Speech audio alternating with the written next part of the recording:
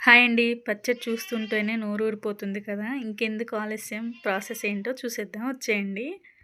దీనికోసం పావు కేజీ వరకు పండుమిర్చిని తీసుకోవాలి. ఇది మనం నార్మల్‌గా కూరలో వాడే మిర్చి అనమాట. ఇప్పుడు వాటిని శుభ్రంగా వాష్ చేసుకొని తడి లేకుండా ఆరబెట్టుకోవాలి. వీటిని ఒక మిక్సీ జార్‌లో వేసుకొని ఒక 3 స్పూన్ల వరకు జీలకర్ర వేసుకోవాలి. అలాగే 3 స్పూన్ల వరకు సాల్ట్ వేసుకోవాలి.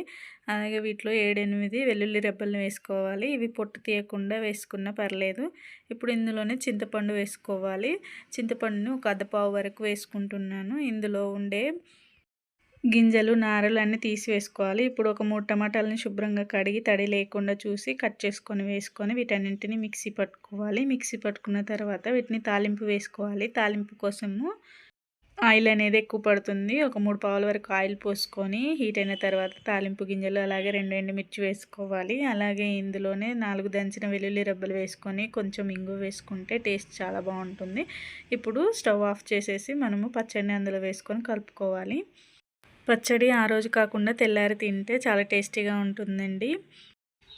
వీడియో కనుక నచ్చినట్లయితే మన వీడియోని లైక్ చేయండి. ఇలాంటి వీడియోల కోసం మన ఛానల్ని సబ్స్క్రైబ్ చేసుకోండి. అలాగే ఇన్స్టాగ్రామ్లో అయితే మన పేజ్ని ఫాలో చేసుకోండి please. Thank you for watching.